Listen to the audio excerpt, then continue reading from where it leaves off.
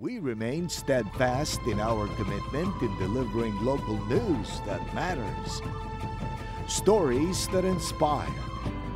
Enriching the lives of Filipinos in the Philippines and across the globe. This is your GMA Regional TV.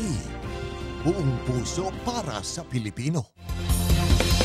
Kini ang At Home with GMA Regional TV.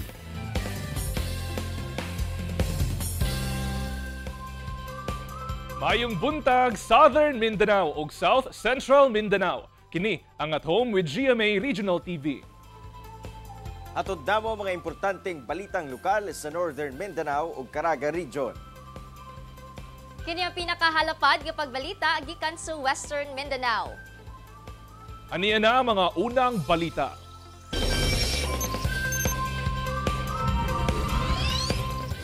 Gipaniguro karon sa National Meat Inspection Service 11 nga adunay bastanteng supply sa karne sa Davao Region pipila ka adlaw una ang holiday season. Gikumpirma sa Super Radio Davao ni Dr. Lailani Rose Rico, Regional Technical Director sa NMIS 11, nga walay ang ngayang kabalakan ang mga konsumante tungod paigo ang supply sa tanang karne sa rehiyon una ang holiday season. Bastante kuno ang supply sa karneng manok, baboy, baka, lakip na ang karne sa kanding sa nagkadaiyang merkado. Dugang paniya nga gawa sa lokal nga supply sa mga karne sa rehiyon, aduna sa mga imported nga supply. Base sa datos sa buhatan alang sa third quarter karong tuiga, dunay 24 million heads ang supply sa karneng manok sa lokal o 8 million kilos sa imported. Samtang sa karneng baboy, dunay 1.5 million heads nga supply sa lokal o 11 million kilos nga supply gikan sa laing nasod. Ang maong supply posible pa nga madugangan ilabi pa nga anapa karon sa tunga-tunga sa bulan sa Nobyembre. Usa ka lalaki nga gingong serial sexual predator sa usa ka barangay sa Davao City ang arestado sa kapulisan. Sulod prisuhan sa Bahada Police Station sa Davao City, positibong gitudlo sa pipila ka babaeng biktima ang sospek nga maukunoy ng bastos kanila. Ang sospek nailhang si Mokhtar Limbak, 23 anyos, nagrenta og balay sa barangay Ubalde, Agdao, Davao City ug lumad nga taga Buluan, Maguindanao del Sur. Modus matud pa sa sospek ang magdula sa iyang kinatawo at tubangan sa mga biktima og nagapanghikap kuno og pribadong parte sa mga babaeng iyang maggustuhan. Sa pakighinabi sa Super Radio Davao sa sospek, hugtanon niining gipanghimakak ang mga pasangil kaniya. Apan, nangayo kini og pasaylo sa mga biktima nga nagreklamo batok kaniya. Usa ka 13 anyos nga grade 8 nga estudyante sa Hingoog City, Misamis Oriental ang namusil sa iyang nakabikil sa eskwelahan gamit ang usa ka improvised pistol. Ang suspect dali rasab na rescue sa kapulisan. Ang detalye sa report ni James Pauluya. Pasado alas 12 sa udto adlawng Martes, nabulabog ang Hingoog City Comprehensive National High School sa Hingoog City, Misamis Oriental. Dihang adunay nadungog nga buto sa pusil, sulod mismo sa mong eskwelahan. Pagsuta sa otoridad, nasayran nga usa ka 13 anyos nga grade 8 student ang namusil sa nakabingkil niining estudyante sab nga anaa sa upper class. Pero result sa itong investigation, aduna ka na sila panagbangi sa sulod sa eskwelahan. So, the other day pa nag-start ang ilang panagbangi, personal nga diferensya nila. Dayo, and the next day, dito na naitabo ang papamusil. Swerte kuno nga wala maigo ang target ni ini ug dito naigo sa bungbong sa classroom. Paghuman sa pagpamusil, dali kuno nga misibat ang estudyante. Apan pipila ka oras, na-rescue sab kini sa 1st Provincial Mobile Force Company sa Misamis Oriental ug na-recover sab ang iyang gigamit nga armas nga usa ka improvised pistol. Sa karon nakakustodiya na sa Women and Children's Protection Desk sa Hingoog City Police Station ang maong batan-on ug nakatakda nga i-turnover sa City Social Welfare and Development Office sa Hingoog City alang sa tukmang disposisyon. Samtang padayon pang investigasyon sa kapulisan aron masuta kung asa gikan ang maong improvised pistol. Kana atong giimbestigahan karon kay murag na daghan ang mga insidente nga natugapon ng mga improvised armas. So atong giparawman niya ako na lang siguro nang ihatag sa Hingoog Police Station since sila man ang investigating unit ani. Ako si James Pauluya para sa At Home with GMA Regional TV. Usa ka lalaking naglabay og gituhang shabu pasulod sa Davao City Jail main dormitory nadakpan sa otoridad. Gila ang sospek nga si Remark Romblon, 18 anyos. Nasakpan kini nga naglabay og gituhang shabu pasulod sa Davao City Jail main dormitory. Sumala sa kapulisan, anaa sa atubangan nga pader sa pasilidad ang sospek dihang giit sa usa ka package. Nasakpan kini sa nagpatrollang jail guard ug dihang gisuta niini ang gilabay na sayrang 3B ang sulod niini nga dunay gituhang shabu. Nakumpiska gikan kaniya ang 3 ka sachet sa gituhang shabu nga mitimbang og kapin 2 ka gramo ug dunay street value nga kapin 52,000 pesos. Balhog na kini sa prisuhan sa MAA Police ug mag-atubang og kasong paglapas sa Comprehensive Dangerous Drugs Act. Imbestigahan sa kapulisan kung kinsa ang kontak sa sospek sulod sa maong jail facility. Explosive Detection Dog kun K9 sa Davao City Police Office EOD Unit ang miritiro na. Usa ka retirement ceremony ang gipay gayon sa DCPO agig pagpasalamat sa kontribusyon sa moong iro sa seguridad sa Davao City. Ani ang report? Kini si Briggs, 8 anyos nga explosive detection dog kun K9 sa Davao City Police Office. Si Briggs nagserbisyo sa Davao City Police Office sa kapin 5 ka tuig. Nahimong partisab kini sa mga dagkong aktibidad sa dakbayan, sama sa Kadayawan, Araw ng Davao ug uban pa. Sumala ni Police Master Sergeant Karil Melendres nga mao'y nagkatiman sa moong iro. Nga buutan si Briggs og hilig makikalubilo sa mga tao. Si Briggs, pag i-describe ko si Briggs, magaling siya na aso kasi na-recognize niya yung mga odor ng explosive. Kagaya ng C4, death cord, time fuse, black powder at saka iba pa.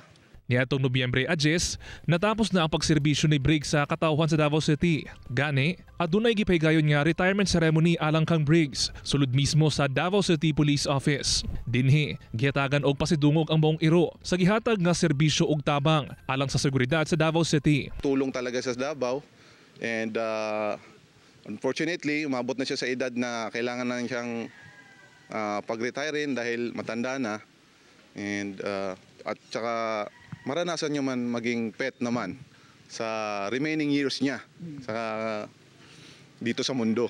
Open siya for adoption kung siyempre mag-send lang sa amin ng letter of intent, pero pipiliin namin yung mag-adopt sa kanya na make sure na may kakayanan mag-alaga ng aso. Napakalaking tulong nila kasi alam naman natin humans may limitation tayo.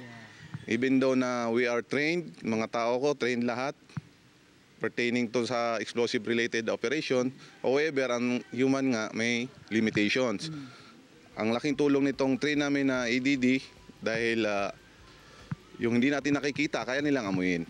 Plano sab karon sa DCPO EOD unit nga ipasagop si Briggs. Apan kinahanglang moagi sa tamang proseso ang mosagop. Og labaw sa tanan, kaya niini ang pagbuhi sa moong iro.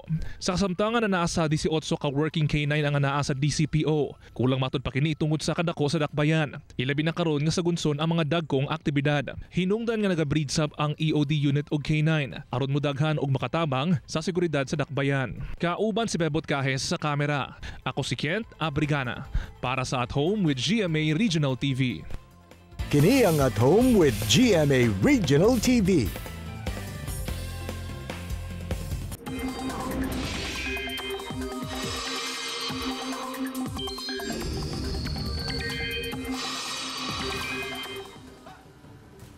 Mga kapuso, shear line, hanging amihan ug mga localized thunderstorm ang magpaulan sa nasod karong adlaw sumala sa Pag-asa.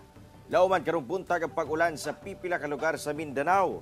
Magpadayon kini nga dagan sa panahon ngadto sa hapon ug mas halapad na ang makasinati ug pag-ulan. Posible ang heavy to intense rains sa pipila ka lugar nga mao nga mag-igmat sa baha ug landslide. Tungod sa amihan, dagko ang balod ug delikado sa gagmay nga sakyanang pangdagat nga magpalawod ilabi na sa mga kabaybayunan sa Ilocos Norte, Cagayan Valley Region, Aurora ug sa Quezon. Apektado sab ang Bicol Region, Samar Island, Dinagat Island ug Surigao del Norte. Gumikan sa hulga sa COVID-19, nahimong hagit sa Department of Health ang pagkabot sa kumpletong immunization batok sa mga vaccine-preventable disease sa mga bata. Busa mas gipakusgan sa DOH-9 ang Intensified Routine and Catch-up Immunization Program karong bulan sa Nobyembre. Dugang detalye sa report ni Efren Mamak. Kapin 2 ka tuig nga nakasinati og pandemya ang nasod gumikan sa COVID-19. Niadtong panahon nakatutok ang tanan kung paunsa kini mabatukan sama sa pagbakuna. Apan daw nabiyaan ang ubang bakunahan sama sa vaccine preventable diseases, ilabi na sa mga bata sumala sa DOH Region 9. Usa sa mga nakitang hinungdan mao ang issue sa vaccine hesitancy. Meron pa rin pong nagaganap na mga pagbabakuna sa ating mga health centers. Kaya lang during at the height of the pandemic, the parents and the guardians are afraid to bring their children to the health centers for fear of infection of COVID. So ngayon, ina-address po natin yan, yung mga hindi nabakunahan ay babakunahan natin. Ang apuhan nga si Elisa Bunyag, taga Barangay Santa Maria, Zamboanga City, tulo ka apo ang ginaatiman. Saysay niya, ang kapin usa ka tuig niyang apo, wala kuno makadawat og kompletong immunization gumikan sa kahadlok nga mataptan og COVID-19 ang iyang apo o di ba kaha siya mismo. Dili gid kompleto kay kabalo na wala pay sa distance dili ta pwede magkuan dili ba. Oh, daghan ka ay dili sa amoa pero pag katong humana ang COVID naanap siguro nagkaadto diri ang mga taga barangay pati ang guso na dili kayo kompleto. Apan buot gayud niya nga makumpleto ang bakuna sa iyang mga apo. Oo, kinahanglan gid ang mga bata ana kay para dili ta mo na ay mulakaw mo. Lain ang lakton ba? Por eso kinahanglan kompleto gid sila. Matud sa DOH-9, nagkaubos ang tala sa mga bata edad 0 hangtod 23 months nga kompletong nabakunahan batok vaccine preventable diseases sa rehiyon sukad pa niadtong 2017 hangtod 2019 una pa magsugod ang pandemya.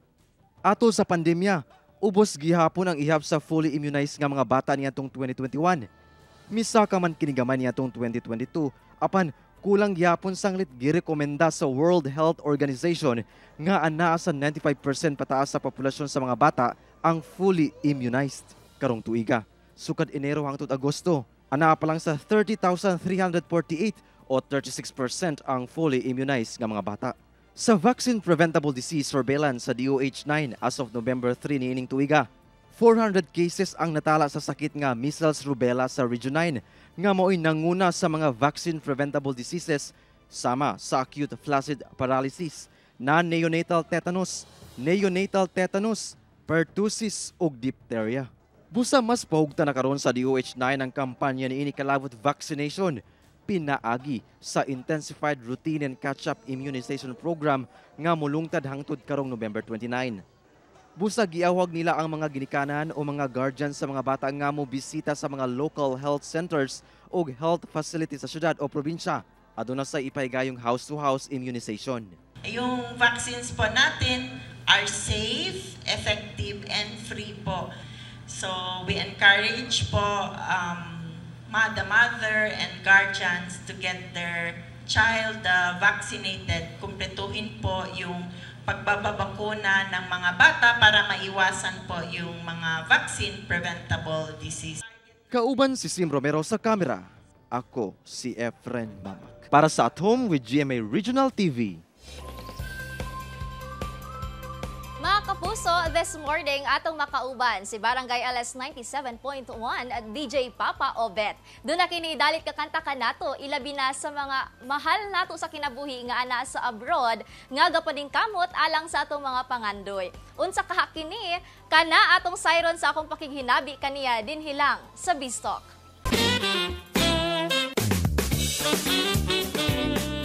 Mayong buntag, Papa Obet, and welcome back dito sa At Home with GMA Regional TV. Paano ba ang greet ng isang Papa Obet para sa mga kapuso dito sa Mindanao? Ayan, maayong buntag sa mga kapuso natin dito sa Mindanao.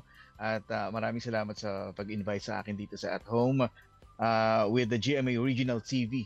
Congratulations nga at may bago kang single na pinamagatang Paano ang Pasko. This time, ano ang naging inspirasyon mo sa pagsulat ng kantang ito? Actually, in general naman, inspirasyon pa rin natin syempre yung mga tao na malayo sa piling ng kanilang mga minamahal.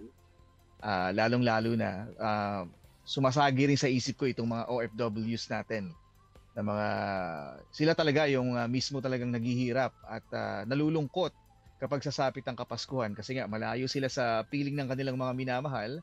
Very timely nga ang kantang ito para sa ating mga kapuso na OFWs. Ano ang Christmas wish mo para sa kanila? Siyempre, isa lang yon, yung makauwi sila. Yun yung Christmas wish natin sa kanila. At hindi lang makauwi sila. Sana kapag umuwi sila, ay nasa maayos silang pangangatawan. Meron silang sapat na ipon para sa pamilya nila. At sana by that time na makauwi sila, ay natupad na nila yung kanilang mga pangarap. At syempre, hindi matatapos ang chikahan natin kung walang sample galing sa iyo, Papa Obet. Please sing us a few lines of your song. Paano ang Pasko kung wala ka na naman sa piling ko? Kulang ang araw na ito kung di ka darating sa buhay ko. Paano ang Pasko? Wow, ramdam na talaga natin ang Pasko. Finally, Papa Obet, please invite our kapuso to stream and download ang iyong bagong single, and please invite them also to follow you on all your social media accounts. Sa mga kapuso natin dito sa Mindanao, iniimbitahan ko po kayong mag-download at mag-stream ng aking latest single. Ito po ay isang Christmas song. Ang title po nito ay Paano ang Pasko. Pangatlo ko na po ito, mga kapuso. At sana po isuportahan niyo ako. At sige lang po, mag-stream lang po kayo sa lahat ng digital platform worldwide. Spotify, Apple Music, YouTube Music, sa lahat po mga kabarangay. At syempre pwede nyo rin pong i-request sa lahat ng barangay FM stations natin nationwide. Paano ang Pasko under GMA Music. Daghang salamat, Papa Obet, sa iyong oras na inilaan dito sa At Home with GMA Regional TV. Mga kapuso, tutok lang kay mubalik pa ang At Home with GMA Regional TV. Kini ang At Home with GMA Regional TV.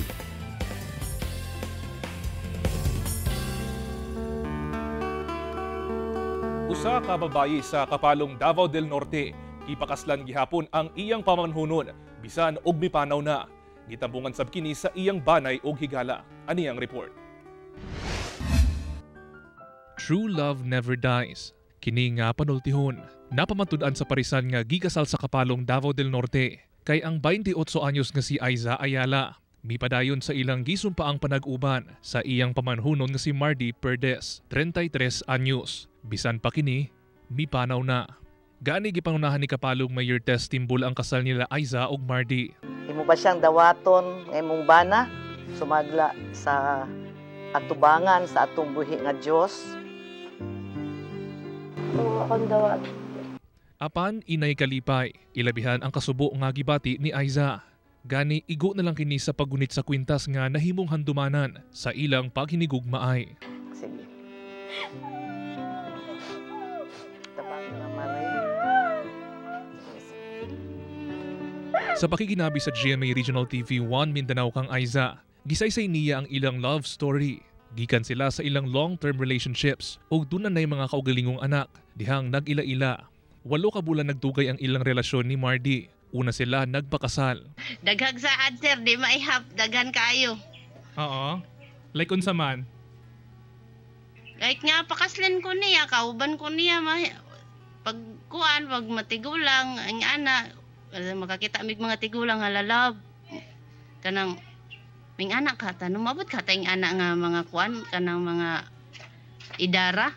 Sige, mig istorya-istorya ba kay maragod gyapon mig barkada gud nga nag-uyab ba marabog dugay na pud mi nagka-ila bitaw. Apan ni adtong bulan sa Oktubre, nakasinati og lisod sa pagginhawa si Mardy ug didto nahibaw-an nga duna kini sakit sa baga. November 1, mipanaw si Mardy.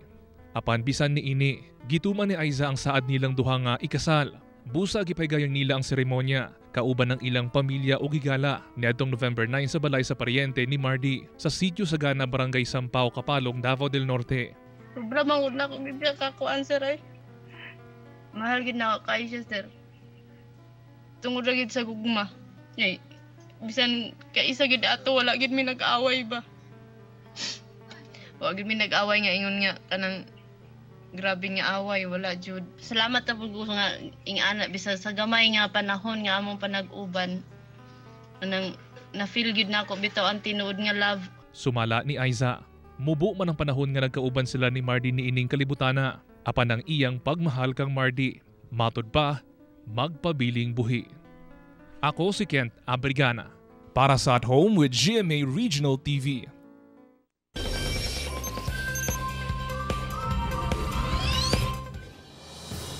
Kakulang sa pagkaon, gikabalakan sa padayong pagbaha nga nasinati sa mga lugar sa Somalia. Sa Dolo District sa Somalia, giabandona na ang kabalayan kung asa gidunupan kini sa baha ug ang mga kalsada daw sapa na.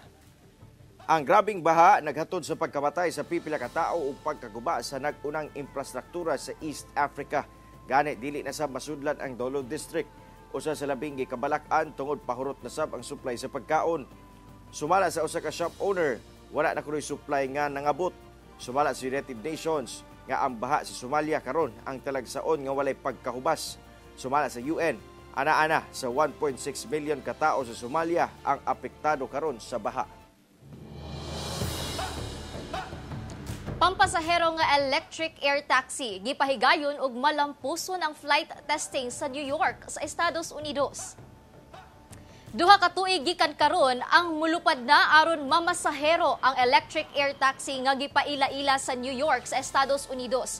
Kini ang milestone nga inaimbento sa electric aircraft maker Joby Aviation sa ilang exhibition flight sa downtown Manhattan Heliport sa New York City niadtong Domingo. Mao kini ang first ever electric air flight ug first time nga gipalupad sa Joby sa daghang tawo. Ang Joby sa pakigtambayayong sa Delta Airlines ang tingguha nga malunsad ang air taxi sa New York. Gawas nga paspas, emission-free ang biyahe tungod electric ug walay saba. Plano sa kumpanya nga sugdan niini ang commercial passenger flight service sa 2025 ug aduna na sab sila Federal Aviation Administration Certificate alang sa flight testing ug duol na alang sa commercial operations.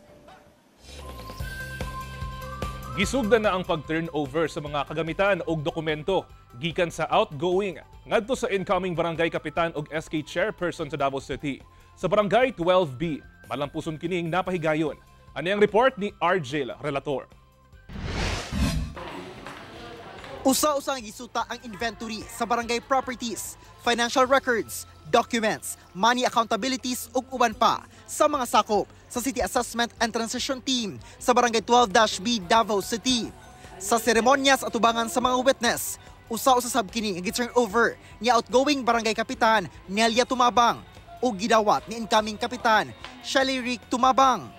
Opisyal na siyang mulingkod sa katungdanan. Skin man unsay imong mga pagbuhaton, una-unaon na gid nimo una ang katawhan before imong kaugalingon. Actually, ako as a batanon, more on priority is education. Education is very important labaw na dira sa mo, which is daghan kaayo og mga batanon ug mga bata po dira. And aside from that also prior pod namo is kanang mga awareness of teenage pregnancy.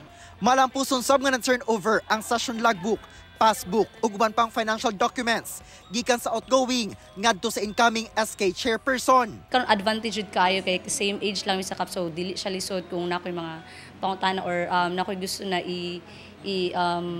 i-partnership kay kap, so dali lang pud kayo sa iyaha. Prioridad sa transition team nga gihatagan og schedule sa turnover ceremony kadtong mga barangay nga dunay bag-o nga barangay kapitan.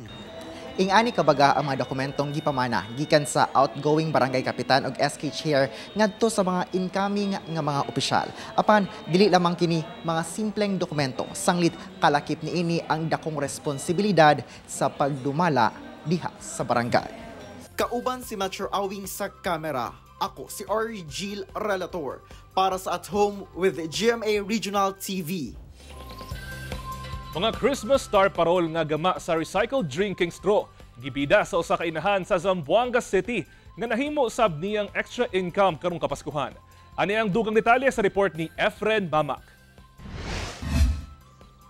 Agaw atensyon ilabi na karong Kapaskuhan kining tindahan sa Barangay Lunsuran, Zamboanga City kung asa naka-display na kining mga mabulokon nga star parol nga gama sa recycled straw. Obra kini sa 30 anyos nga inahan nga si Tiny Joy Bagyo. Sumala niya, tuig 2022 lang diyang nagsugod siya sa paghimo og parol.